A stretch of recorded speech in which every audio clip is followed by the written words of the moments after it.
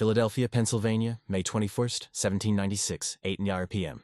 The President's House, temporary residence of George Washington, first President of the United States, is preparing for dinner. Servants move through the halls carrying silver, setting the dining room table for the President and First Lady Martha Washington. One servant is missing. Oney Judge, 22 years old, personal maid to Martha Washington, is not in her room, not in the kitchen, not anywhere in the house. At 8:30 p.m., Martha Washington sends another slave to find her. "Where is Oney? Tell her I need her immediately." The slave returns minutes later, voice shaking. "Ma'am, Oney's not here. Her room is empty. Her belongings are gone." Martha's face goes white, then red with fury. She storms to her husband's office. "Oney's run away. That ungrateful girl has run away." George Washington, President of the United States, commanding general who defeated the British Empire, the most powerful man in America, looks up from his desk. His face darkens with rage. "Find her! Send men immediately. She cannot have gotten far." But Oney Judge is already gone. Vanished into the Philadelphia streets. Beginning a freedom run that will last 52 years, with the President of the United States and the most powerful family in America hunting her every step of the way. Before we witness the chase, we must understand who Oney Judge was. How a slave girl became so valuable to Martha Washington that losing her triggered a 50-year manhunt. We must go back 23 years to Oney's birth at Mount Vernon to understand the woman who would dare to escape from George Washington himself. This is the true story of Oney Judge Staines, documented in newspaper interviews she gave in 1845 and 1847, letters written by George Washington himself, and historical records preserved at Mount Vernon and the National Archives. Every event you're about to witness happened. Every letter quoted is real. Every chase, every near capture, every moment of this 50-year pursuit is documented history. Before we begin this journey into one of America's most shocking untold stories, let us know where you're watching from in the comments below. And remember, this all really happened. But Oney Judge is born enslaved at Mount Vernon, the Virginia plantation of George and Martha Washington. Her mother is Betty, a seamstress enslaved by Martha. Her father is Andrew Judge, a white indentured servant who works as a tailor at Mount Vernon. This makes Oney mulatto, mixed race. In 1773, Virginia, this means she's lighter-skinned than most enslaved people but still considered property. Still enslaved, because slavery follows the mother's condition. Betty is enslaved, therefore Oney is enslaved. Oney is born into what the Washingtons consider a good situation. Mount Vernon is not a brutal plantation. The Washingtons don't separate families often, don't whip slaves publicly, provide adequate food and clothing. By Virginia standards, they're kind masters. But kind slaveholders are still slaveholders, and Oney is still property. Oney's earliest memories are of Mount Vernon's mansion house, the grand white building on the hill overlooking the Potomac River. While her mother Betty works as seamstress, little Oney plays with the other enslaved children in the quarters behind the big house. She's a beautiful child. Light brown skin, intelligent eyes, quick to learn. Martha Washington notices her. At age 7, Oney is brought into the mansion house to be trained as Martha's personal maid. This is considered a privilege. House slaves have easier work than field slaves, better food, nicer clothes. They're close to the masters, which means opportunities other slaves don't have. But it also means constant surveillance, no privacy, no rest. And you belong to one person specifically, in Oney's case, to Martha Washington, who is demanding, particular, and used to being obeyed instantly. From age 7 to 11, Oney is trained in everything a lady's maid must know. How to dress Martha, lacing corsets, arranging petticoats, fastening gowns with dozens of tiny buttons, how to style hair, elaborate curls, powder, pins, decorations, how to care for clothing, washing delicate fabrics, ironing, mending, how to serve tea, perfect manners, silent service, anticipating needs, how to be invisible, present when needed, disappeared when not. Martha is a strict teacher, punishes mistakes, demands perfection.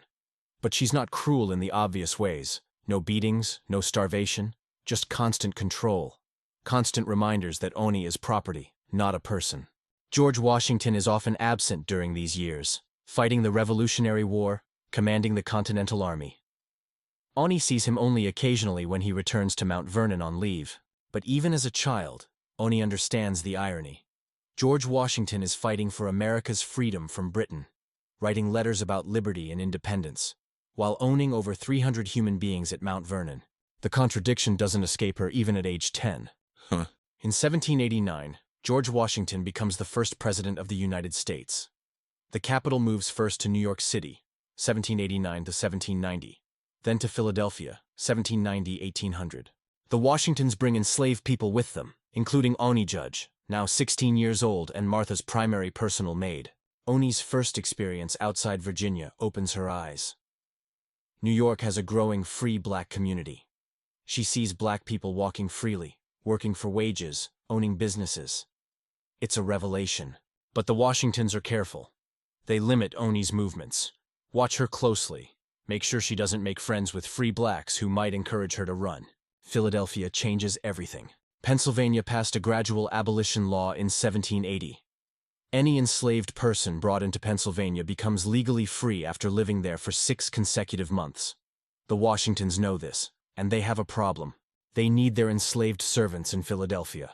But if those servants live there 6 months, they legally become free under Pennsylvania law.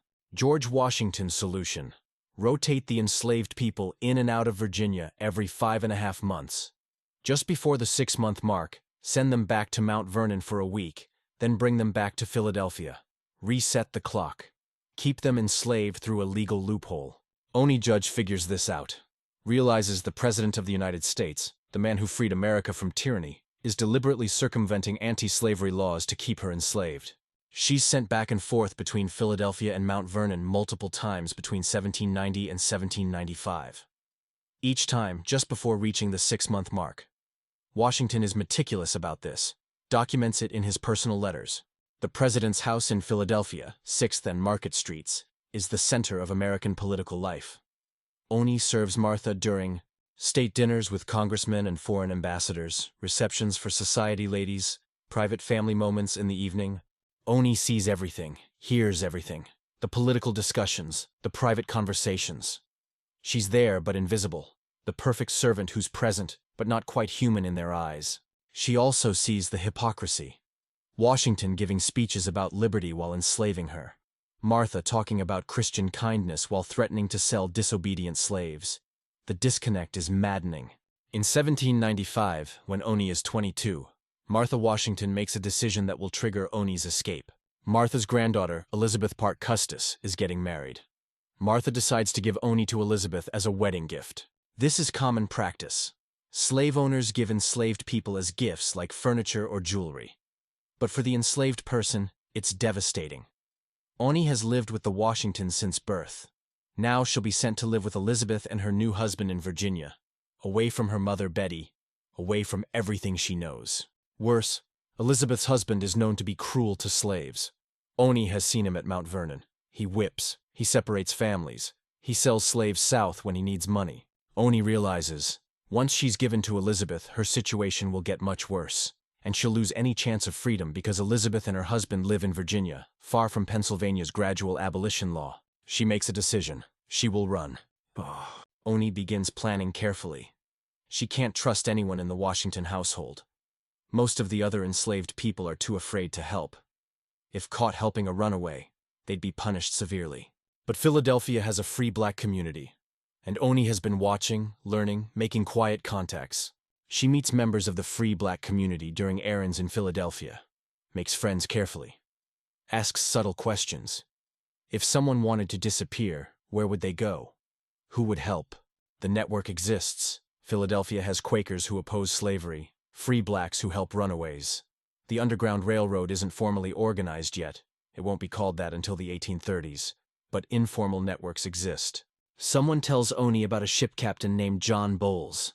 He's sympathetic, helps runaways occasionally, and he's sailing to Portsmouth, New Hampshire soon. New Hampshire is New England. Slavery is virtually non-existent there. Free black communities exist. She could disappear. Oney approaches Captain Bowles, explains her situation. She's Martha Washington's slave, being given away as wedding gift, needs to escape. Can he help? Bowles is shocked. The president's slave wants to run? If caught helping her, he could be arrested, fined, lose his ship. But he also believes slavery is wrong. He agrees. His ship sails May 24, 1796. If Oney can get to the dock, he'll take her aboard. Oney spends the day as usual, dressing Martha, serving tea, acting normal. Her heart is pounding, but her face shows nothing. Years of being the perfect servant have taught her to hide emotions. Around 6 p.m., as the household prepares for dinner, Oney slips away. Takes only a small bag with one change of clothing. Leaves everything else. Can't risk being seen carrying too much. She walks out the front door. Just walks out, bold as day, while the house is busy with dinner preparations. No one stops her. Slaves run errands all the time. No one questions it. Oney walks through Philadelphia streets, her heart hammering. Every moment expecting someone to grab her, demand where she's going, drag her back.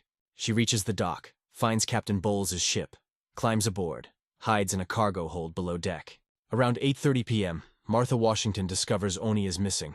Sends people searching. But by then it's too late. Captain Bowles' ship has already sailed. Oney Judge is gone. And the chase begins. When George Washington learns Oney has escaped, he's not just angry. He's shocked, betrayed. How dare she? He immediately writes letters to friends, contacts, anyone who might know where she went. Offers rewards. Describes her in detail. About 20 years of age, light mulatto, freckled face, bushy hair. Martha is even more furious, takes Oney's escape personally. After all we've done for her, given her nice clothes, easier work than field slaves, treated her well, and this is how she repays us? The Washingtons cannot comprehend that Oney didn't want to be enslaved, regardless of how well they treated her. In their minds, they were kind masters. Oney should have been grateful. Washington contacts customs officials. Was a young mulatto woman seen boarding any ships? Which ship sailed on May 21st? Someone remembers, Captain John Bowles' ship sailed that evening. Destination: Portsmouth, New Hampshire. Washington writes to Joseph Whipple, customs collector in Portsmouth. A young woman named Oney Judge has absconded from my house. She may be in Portsmouth. I request your assistance in apprehending her and returning her to my possession. He adds a key detail. I do not wish to make a public spectacle of this. It would be disagreeable to have it known that one of my servants absconded. Please handle this quietly. George Washington, President of the United States, is embarrassed. Doesn't want Americans to know his personal slave escaped. Bad for his image. Bad for his reputation as a kind master. But he's determined to get her back. Not just because she's valuable property, worth several $100s, but because he cannot tolerate the defiance. Cannot accept that a slave, especially one treated so well, would choose freedom over serving him. The letter goes to Portsmouth. Joseph Whipple begins searching for Oney Judge, and Oney, arriving in Portsmouth after a week at sea, has no idea the President of the United States is already hunting her. Captain Bowles' ship docks in Portsmouth. Oney emerges from the cargo hold, steps onto New Hampshire soil, and takes her first breath as a free woman. Portsmouth is different from Philadelphia. Smaller, population around 5,000. Fewer slaves. New Hampshire is gradually abolishing slavery. It will be completely abolished by 1840s. Free black community exists here, though small. Oney finds work quickly. A family named the Jacks, free blacks who run a boarding house, take her in. She works as a seamstress, using skills learned at Mount Vernon. Makes dresses, alters clothing, earns wages. For the first time in her 22 years, Oney Judge experiences freedom. She works for wages she keeps, walks streets without passes, chooses her own clothes, decides her own schedule, answers to no master. It's intoxicating, terrifying, liberating, but the fear never leaves. Every white stranger could be a slave catcher. Every knock on the door could be Washington's agents. She knows the Washingtons won't give up easily. Joseph Whipple, following Washington's instructions, locates Oney within weeks of her arrival. Portsmouth is small. A light-skinned black woman recently arrived, working as seamstress. She's not hard to find. Whipple approaches her on the street one day in July. Excuse me, are you Oney Judge, formerly of Mount Vernon? Oney freezes. Heart stops. He's found her. It's over. Yes, sir. No point lying. He clearly knows. I've been instructed by President Washington to arrange your return to Philadelphia. He wishes you to come back voluntarily. If you do, he promises no punishment. You'll be treated well. Oney looks at this man, this customs official doing the president's bidding, and makes a choice. She tells the truth. Sir, I am very sorry that I left the Washingtons. They were kind to me in many ways. But I wanted to be free. I will never go back to slavery voluntarily. If the Washingtons want me, they'll have to take me by force. Whipple is stunned. He's never heard an enslaved person speak so directly, with such dignity and determination. He writes to Washington, "I have found the woman. She admits who she is, but she will not return voluntarily. She says she values freedom more than security with you. I could have her seized by force, but this would cause a public disturbance. Portsmouth citizens are sympathetic to her. Many here oppose slavery. Forcible capture would create a scandal." Washington reads the letter and fumes. Scandal? He's the president. She's his property. But Whipple is right. It's 1796. Abolitionist sentiment is growing in New England. Forcibly seizing a young woman off Portsmouth streets would make newspapers. Washington can't afford that politically. He writes back, "Continue attempts to persuade her to return voluntarily. Perhaps offer her improved conditions. But I will have her back. The chase has begun, and it will last 50 years.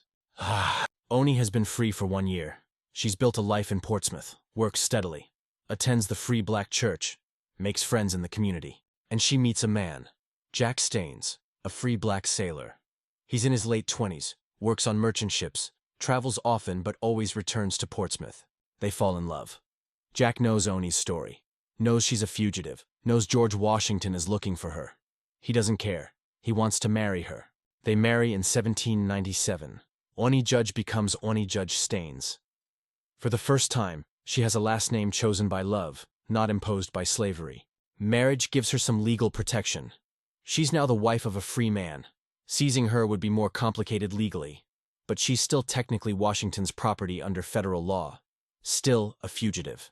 Jack tells her, "If they come for you, we'll fight. I won't let them take you." Oney believes him, but she also knows Jack is often at sea. If Washington's agents come while Jack is gone, she'll be alone. Suck. Oney and Jack settle into married life. She continues working as seamstress. He goes to sea, returns home, goes to sea again. When he's home, they're happy. When he's gone, Oney lives with the constant fear of capture. She has her first child, a daughter, in 1798, names her Eliza, holds this baby and thinks, this child is free, born free, will grow up free. Something Oney never had, but the happiness is shadowed by constant vigilance. Washington hasn't given up. Martha hasn't given up. They're still looking. George Washington dies at Mount Vernon on December 14th, 1799. He's 67 years old. His last will and testament is read. In it, Washington frees all his personally owned slaves upon Martha's death. But there's a problem. Oney Judge is technically Martha's property, inherited from her first husband's estate, not George's. So Oney is not freed in Washington's will. Martha Washington now owns Oney outright. And Martha is even more determined than George was to get her back. Martha writes to friends in Portsmouth, "That girl Oney is still there. I want her found and returned. She belongs to me. It's a matter of principle." But Martha is 70 years old, widowed, living quietly at Mount Vernon. She doesn't have the resources George had as president. The chase slows down until 1802. Martha Washington dies at Mount Vernon, age 70. She's been a widow for 2.5 years since George's death. Her final years were spent in mourning and in bitter resentment over Oney Judge's escape. Martha never forgave Oney, never stopped viewing her escape as personal betrayal. In letters to family, Martha wrote, "That ungrateful girl Oney took advantage of our kindness. We treated her as almost one of the family. Yet she ran. It's a stain on our household." Now, Martha is dead. And Oney Judge Staines, living in Portsmouth, New Hampshire, receives word from a sympathetic contact. Martha Washington has died. Oney's first thought, am I finally free? Under Virginia law, Martha's enslaved people are now part of her estate, to be distributed to her heirs, primarily her grandchildren from her first marriage to Daniel Parke Custis.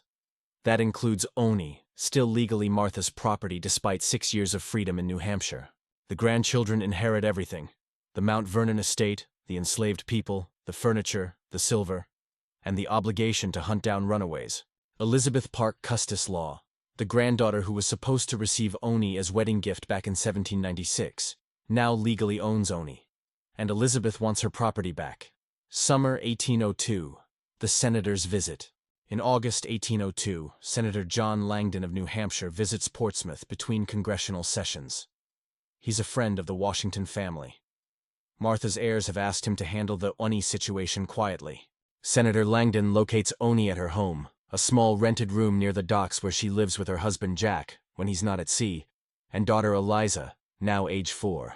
Langdon knocks on the door. Oney opens it, sees a well-dressed white gentleman, knows immediately why he's there. "Mrs. Staines? I'm Senator John Langdon. I'm here on behalf of the Custis family. They wish to discuss your return to Virginia." Oney's hand tightens on the doorframe. "I have nothing to discuss with the Custis family, sir. I am free. I will never return to slavery." "Mrs. Staines, let's be reasonable. You are legally property of the Custis estate. They have a right—" "I have a right to freedom. I have a husband. I have a child. I have a life here. You cannot take that from me." Langdon is impressed, despite himself. This woman, this fugitive slave, stands before a United States senator with such dignity, such determination. He expected a cowering, frightened runaway. Instead, he faces a woman who knows her worth. "The family is willing to negotiate," Langdon says carefully. "If you return voluntarily, they promise—" "No, I will not return. If they want me, they must drag me back by force. And I promise you, sir, I will fight. And this town will see it. Portsmouth does not support slavery." Langdon knows she's right. New Hampshire is increasingly anti-slavery. Forcibly seizing a woman with a free husband and child would cause riots. The political cost is too high. He writes to the Custis family. The woman will not return voluntarily. Forcible seizure would create public scandal in a state hostile to slavery. I advise letting her go. But the Custis family doesn't let go. The chase continues. 1803–1810, Motherhood and Fear. Portsmouth, New Hampshire. 1803–1810. Oney gives birth to 2 more children. 1803, son William, named after Jack's father, born free, will never know slavery. 1806, daughter Nancy, born free, but sickly from birth. Oney now has 3 children, raising them while working as seamstress, while Jack is often at sea for months, while constantly watching for slave catchers. The fear never leaves. Every white stranger could be a Custis agent. Every knock on the door could mean capture. She teaches her children. If men come asking for mama, you run, you hide. You don't tell them anything. Little Eliza, age 8, asks, "Why would men come for you, mama?" Oney holds her daughter. How do you explain to a free child that her mother is fugitive property? That powerful white people believe they own her? Because the world isn't fair, baby. Because some people think they can own other people. But mama won't let them take me. I promise. Tragedy strikes. Nancy, the youngest, dies at 18 months. Pneumonia. Portsmouth winters are brutal. The family is poor. Can't afford good medical care. Oney holds her dead baby and thinks, at least Nancy died free. At least she never knew slavery. But the grief is crushing. And Jack is at sea when it happens. Oney buries her daughter alone, with only the free black church community to support her. Jack Staines, returning from a voyage to the Caribbean, is stopped in Norfolk, Virginia, while his ship takes on supplies. A local sheriff questions him. "You're a free Negro? Let me see your papers." Jack shows his free papers, documents proving he's not enslaved. But the sheriff is suspicious. "You married to a woman named Oney? Oney, Judge?" Jack's blood runs cold. They know. Someone has connected him to Oney. "I'm married to Oney Staines, yes, sir." "That's Oney, Judge. Fugitive slave belonging to the Custis family. Where is she?" Jack's mind races. If he says Portsmouth, they'll go after her. But lying to a sheriff is dangerous. "My wife is free, sir. She's lived in New Hampshire for 13 years. Not according to Virginia law. She's property. You married stolen property. Tell me where she is, or I'll arrest you for harboring a fugitive." Jack is thrown in jail for 3 days, questioned repeatedly. He refuses to give up Oney's location, though the sheriff clearly knows she's in Portsmouth. Finally released when his captain vouches for him and pays a fine. Jack sails home to Portsmouth, shaken. "They know where you are," he tells Oney. "They've always known. They just haven't come because Portsmouth won't help them." Oney realizes the truth. She's safe only because she lives in anti-slavery territory. If she ever goes south, ever leaves New Hampshire, she'll be captured immediately. She's trapped in freedom. Free only within a small corner of America. The rest of the country wants her in chains. Oney's surviving children, Eliza, born 1798, and William, born 1803, grow up free but poor. They work from young ages to help support the family. Eliza as domestic servant, William as laborer. Neither child is educated. Portsmouth has schools, but the free black community is too poor to send children for long. Both Eliza and William learn to read only basic words. But they're free. That's everything. Eliza marries a free black sailor in 1818, age 20. Moves to nearby town. Has children of her own. Oney's grandchildren, all born free. William apprentices as a ship carpenter.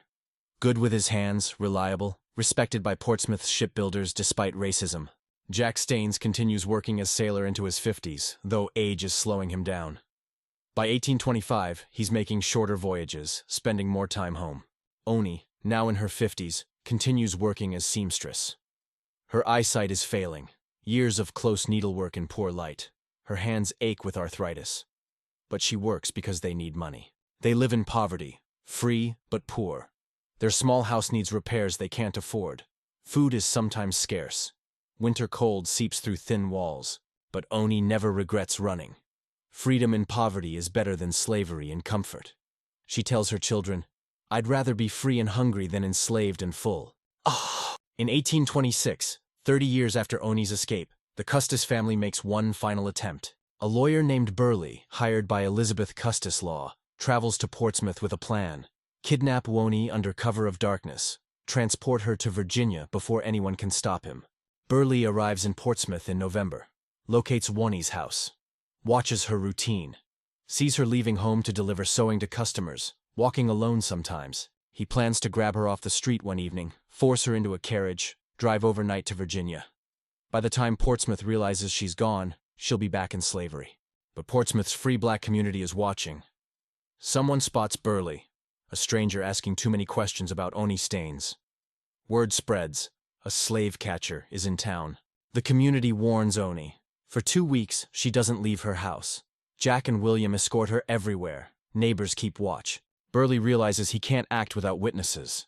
Can't grab her without causing a riot. Portsmouth is hostile territory. He gives up. Returns to Virginia. Reports to the Custis family. The woman is too protected. Her community guards her. Seizure is impossible without military force. The Custis family finally accepts reality.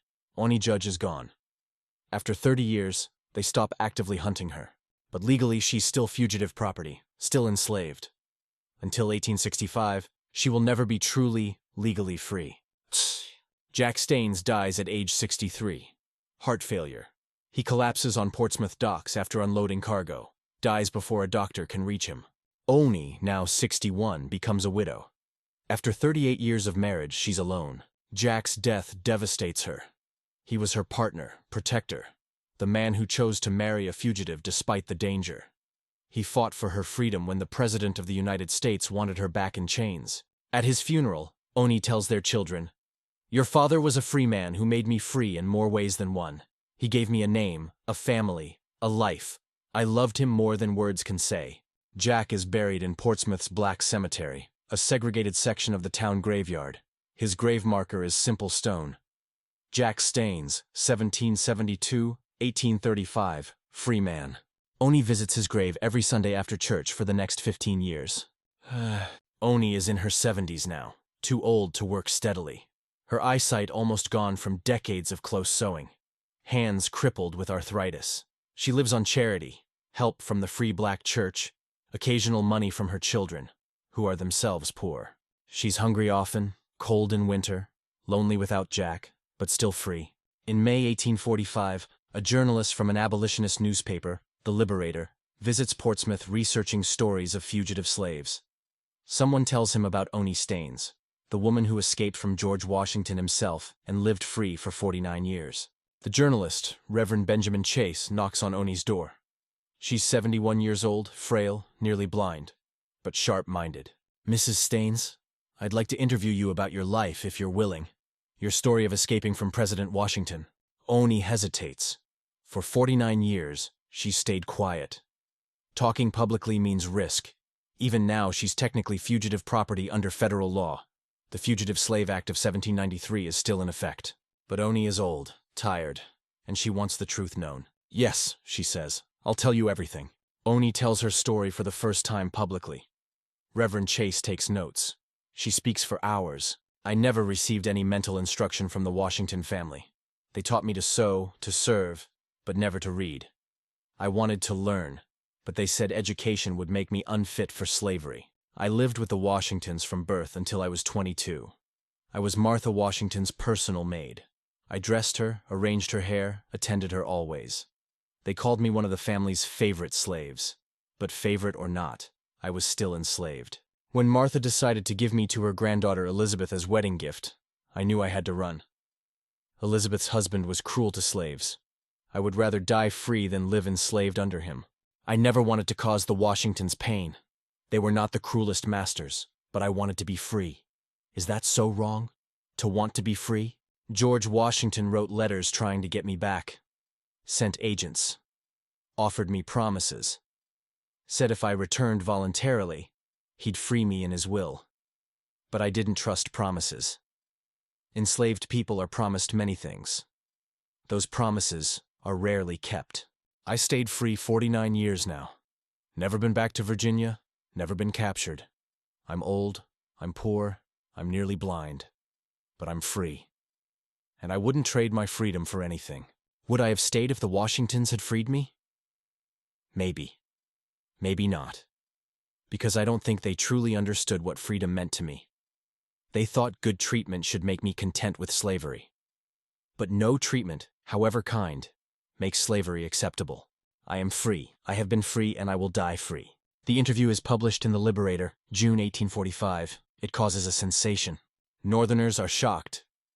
George Washington, America's hero, hunted a fugitive slave for years, tried to circumvent Pennsylvania's anti-slavery law, refused to free his slaves until after his death.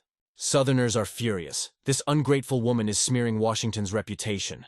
She should be thanking him for treating her well. The controversy rages, but Oney doesn't care about controversy. She's told her truth. That's enough. 2 years later, another journalist, this time from the Granite Freeman newspaper, interviews Oney again. She's 73 now. Health declining. This interview adds more details. People ask why I ran from such a good situation. They don't understand. The Washingtons fed me, clothed me, didn't beat me. But they owned me. Do you understand? I was property. A human being owned by another human being. That is never acceptable, no matter how kindly done. Martha Washington was furious when I ran. She took it personally, sent many letters trying to get me back. But I never regretted running. Not one day in 49 years. My children were born free. My grandchildren are free. That's worth more than any comfort I had at Mount Vernon. This interview also causes controversy. But Oney is too old to care. She's said her piece. The world can do with it what it will. Oney Judge Staines is 74 years old, has lived free in Portsmouth for 52 years. But legally, she's still fugitive property of the Custis estate under federal law. Then, something extraordinary happens. Elizabeth Custis Law, the granddaughter who technically still owns Oney, dies in Virginia. She's 76 years old, outlived most of her family. In her will, Elizabeth makes no mention of Oney Judge. After 52 years, the Custis family has given up claiming her. They're not freeing her officially. That would mean admitting she had a valid claim to freedom. They're just letting her go through silence. Legally, this creates a situation where no one is actively claiming ownership of Oney. The Custis estate is divided among many heirs, none of whom care about a 74-year-old fugitive in New Hampshire. Oney is finally, effectively, legally free. Not through emancipation, not through manumission, but through abandonment and old age. She's been free in practice for 52 years. Now she's free in law. When someone tells her Elizabeth has died and no one is claiming her anymore, Oney just nods. I've been free all along, she says. This just makes it official. Oney's final years are difficult. She's 75, nearly blind, crippled with arthritis, living in extreme poverty. Her children help when they can, but they're poor themselves. She lives in a small rented room, barely more than a closet. The Portsmouth Free Black Church provides some support. Neighbors bring her food sometimes, but Oney is content.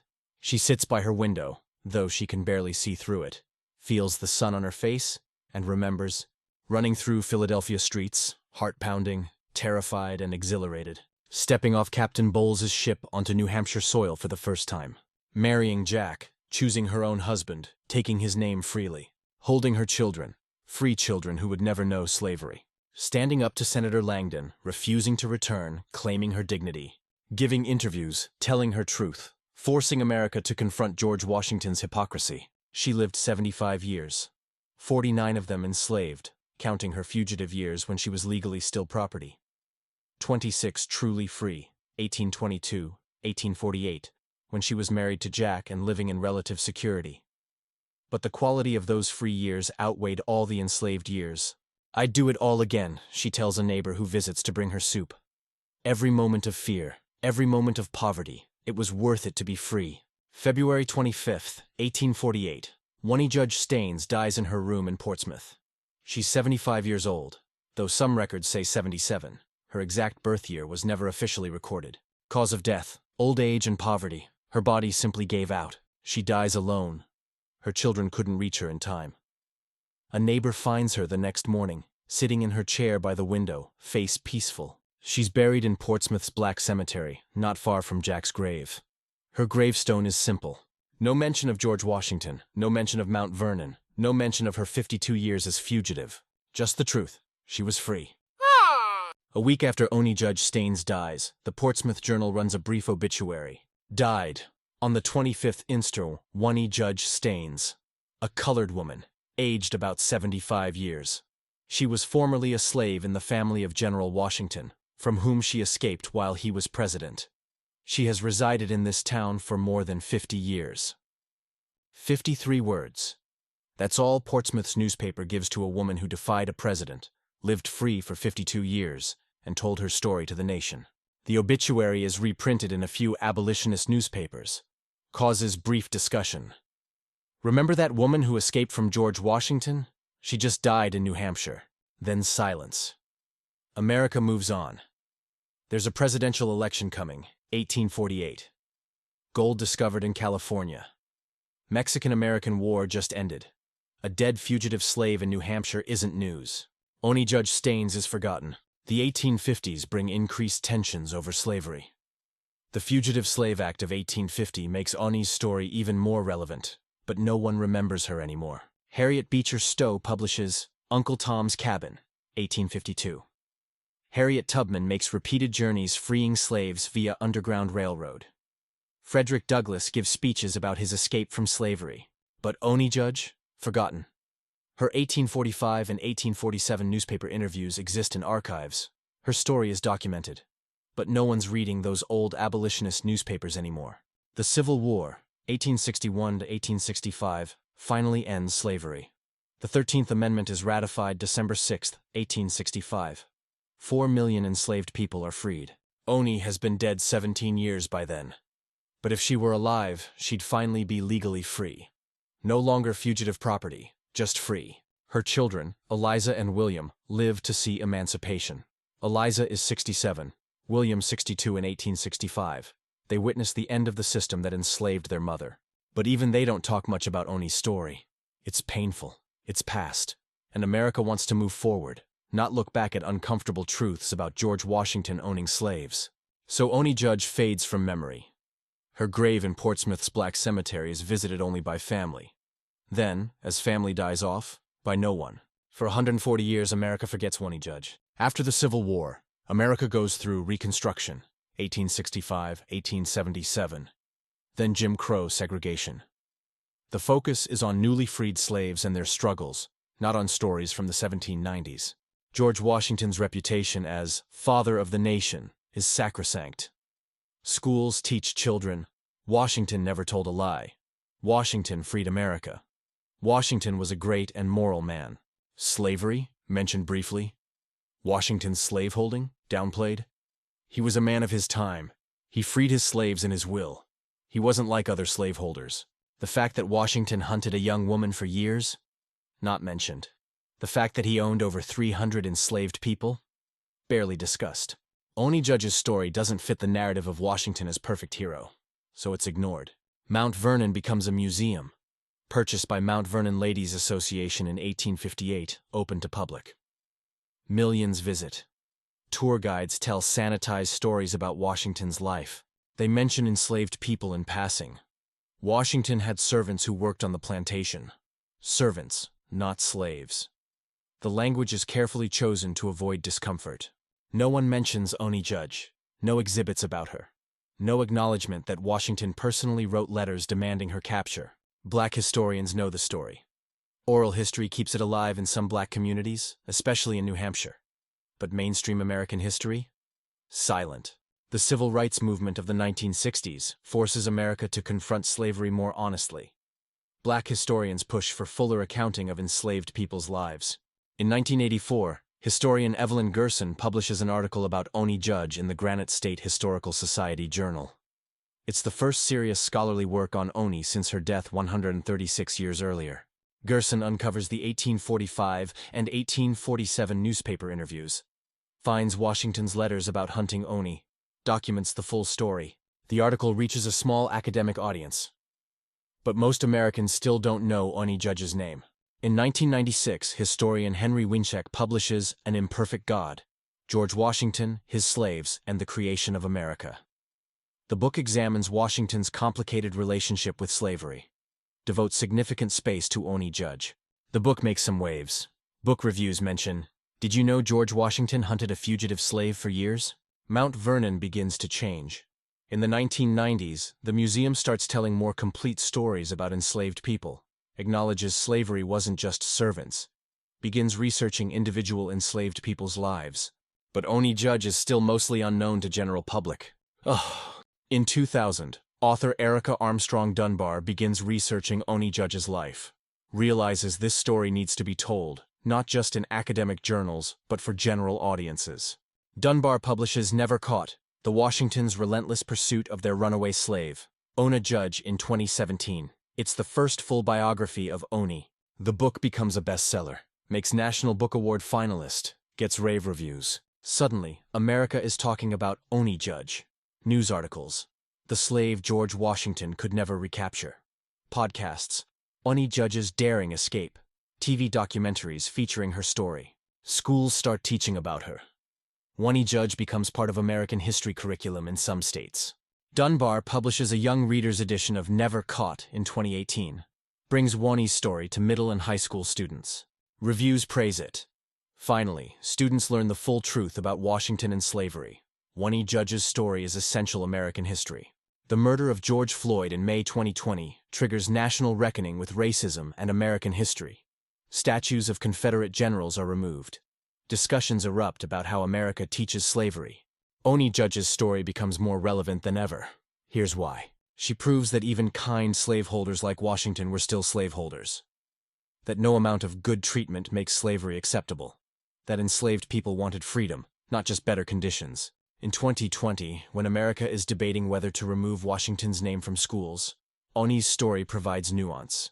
Washington did great things, led revolution, established democracy, and terrible things, owned humans, hunted fugitive. Both can be true. Mount Vernon fully embraces Oney's story, creates exhibits about her life. Tour guides now tell visitors, Oney Judge escaped from this very house in 1796. George Washington spent years trying to recapture her. She lived free in New Hampshire for 52 years. In Portsmouth, New Hampshire, the city finally recognizes its most famous forgotten resident. A historical marker is placed near where Oney lived. The text reads, "Near this site lived Oney Judge Staines, c. 1773, 1848, who escaped from slavery in President George Washington's household in 1796. She found freedom in Portsmouth, married, raised a family, and resisted all attempts at recapture for 52 years. Her story exemplifies the courage of those who fought for liberty." I'm standing at Oney Judge Staines' grave in Portsmouth, New Hampshire. It's a cold October afternoon, leaves turning gold and red, wind coming off the harbor. The cemetery is segregated. Even in death, black and white residents were separated. Oney is buried in the colored section, along with other free black residents of 19th century Portsmouth. Her original gravestone, if she had one, is long gone. Most graves in this section are unmarked. But in 2022, the city of Portsmouth and local historians raised money for a new memorial. The stone is simple gray granite, about 3 feet tall. Oney Judge Staines, c. 1773, February 25, 1848. I am free, and have been free for 52 years. Oney Judge, 1847. She escaped from slavery in President George Washington's household in 1796 and lived free in Portsmouth, never to be recaptured. Below the text, a small bronze plaque shows a silhouette of a woman walking, symbolizing Oney's journey to freedom. Visitors leave tokens at the grave. Today I see flowers, a small American flag, coins, stones, Jewish tradition of remembrance, a handwritten note that says, "Thank you for your courage." Someone has left a children's book, Never Caught, The Story of Oney Judge, the Young Reader's Edition. The book sits protected in a plastic bag against the weather. 20 years ago, this grave was unmarked and forgotten. Today it's a pilgrimage site. People come from all over America to pay respects to the woman who defied George Washington. I place my own stone on the grave, a smooth black river stone I brought from Washington, D.C., from the Potomac River near Mount Vernon, a symbolic return of Oney to the place she escaped from, but on her terms. Free. Americans struggle with this. We want our founders to be heroes, pure, moral, visionary. George Washington led the revolution, established the presidency, set the precedent for peaceful transfer of power.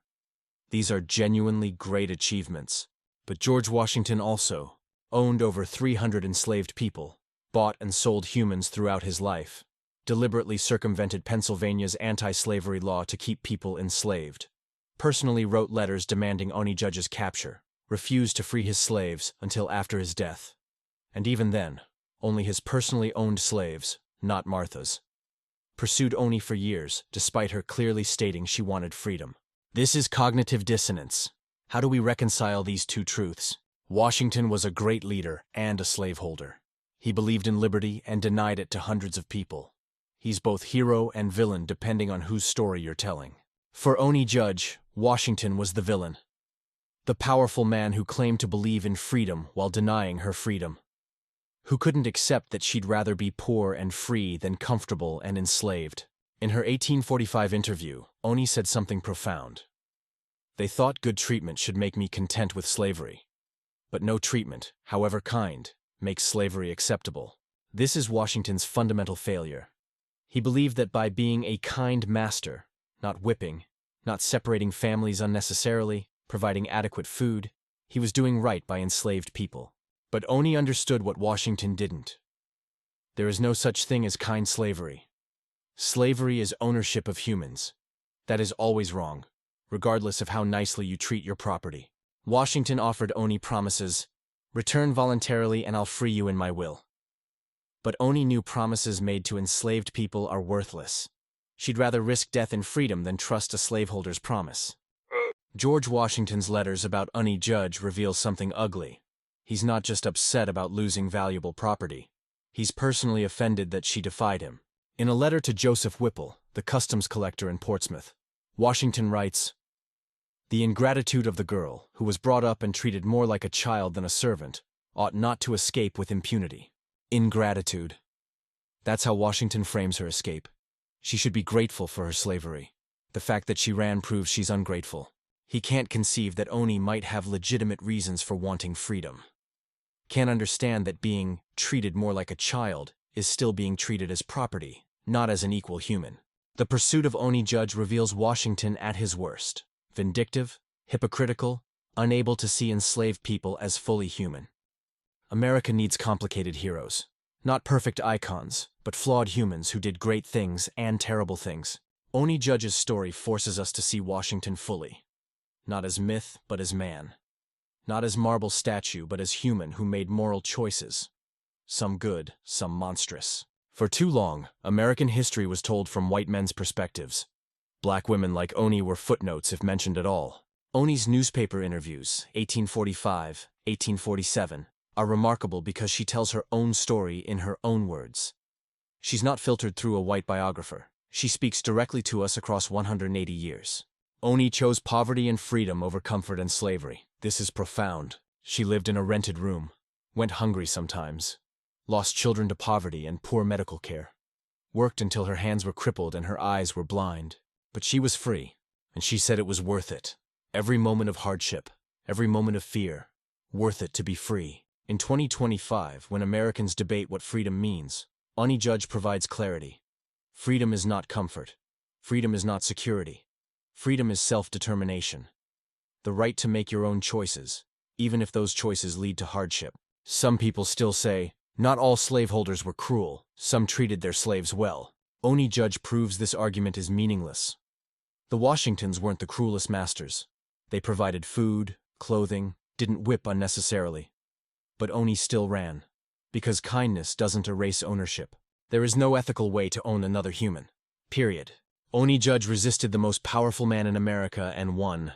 She had no weapons, no money, no education, just determination and courage. She escaped, evaded capture for 52 years, raised free children, told her story publicly, died free. That's not just survival, that's victory. Eliza Staines, born 1798.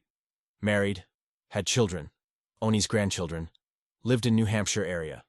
Died 1868, age 70. Saw the end of slavery. Saw her mother vindicated. William Staines, born 1803. Worked as ship carpenter in Portsmouth.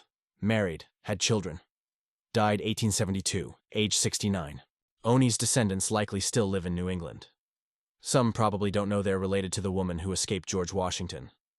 Genealogical records for free black families in 1800s New Hampshire are incomplete. But somewhere in America today, Oney Judge's great-great-great-great-grandchildren are living, working, thriving, free, which is exactly what Oney wanted. Portsmouth, New Hampshire has fully embraced Oney Judge as local hero. The city now includes her in official historical narratives, historical markers at sites connected to her life, school programs teaching her story, annual commemoration on February 25th, anniversary of her death, walking tours of Oney Judge's Portsmouth. The Seacoast African American Cultural Center in Portsmouth has permanent exhibit about Oney's life. Mount Vernon's museum now tells the full story. No more sanitized servants' language. Full acknowledgement, George Washington enslaved 317 people. Oney Judge was one of them. She escaped and he spent years trying to recapture her. Visitors can see Martha Washington's room where Oney worked, exhibits about enslaved people's lives at Mount Vernon, copies of Washington's letters about hunting Oney, Oney's own words from her 1845–1847 interviews. Mount Vernon has come a long way from the whitewashed tours of the 1950s. Oney's story is now central to understanding Washington's legacy. Oney didn't wait for Washington to free her. She didn't trust his promises. She took her freedom by walking out the door. This is the lesson of every liberation movement. Oppressors don't voluntarily give up power. The oppressed must seize freedom themselves. Oney's escape wasn't dramatic violence, wasn't armed rebellion, was just a 22-year-old woman walking out of the president's house with one bag of belongings. But that simple act, walking out a door, changed her life and challenged the most powerful man in America. Courage doesn't always look heroic. Sometimes it looks like quiet determination. Oney survived 52 years as fugitive because Portsmouth's free black community protected her. They warned her when slave catchers came. They helped her hide. They testified to her character. Freedom isn't just individual. It's communal. We protect each other or we're all vulnerable. Oney was forgotten for 140 years. Then historians found her interviews, told her story. And suddenly America knew her name. Stories matter. Whose stories get told determines whose history is remembered, whose struggles are acknowledged, whose victories are celebrated. Oney Judge's story deserves to be told alongside Washington's. Not to erase his achievements, but to complicate them, to show the full picture. Oney chose freedom knowing it meant poverty, fear, constant vigilance. She paid that price willingly. In her 1847 interview, asked if she regretted running, she said, "No, I am free and have been free for 50 years. I would not trade my freedom for anything." That's the final word on her life. Freedom was worth everything she endured. Worth more than comfort or security or safety. Freedom is worth the price. Oney Judge Staines sits in her small rented room, nearly blind, crippled with arthritis, speaking to the journalist from the Granite Freeman. She's 73 years old. Will die in 6 months. The journalist asks his final question. "Mrs. Staines, after all you've endured, poverty, cold, hunger, loss of your children, 50 years of fearing recapture, do you regret running from the Washingtons?"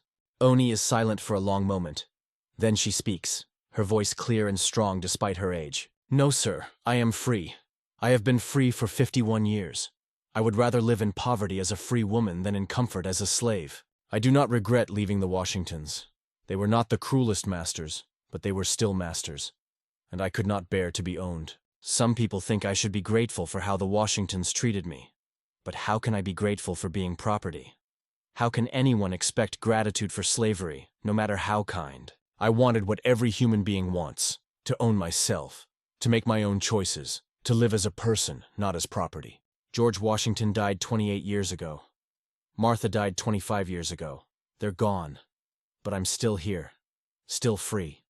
Still standing. I won. They hunted me for years and never caught me. I raised free children. I lived a free life. Poor, yes. Hard, yes. But free. And that, sir, is worth everything. Those were among the last words Oney Judge Staines ever spoke publicly. She died February 25, 1848, 6 months after that interview. She died free, which is exactly what she fought for. And 177 years later, we remember her name. We remember that she defied George Washington and won. We remember that she chose freedom over comfort. We remember that she lived 75 years, and 52 of them were free. Oney Judge Staines, 1773-1848. She was free. The end.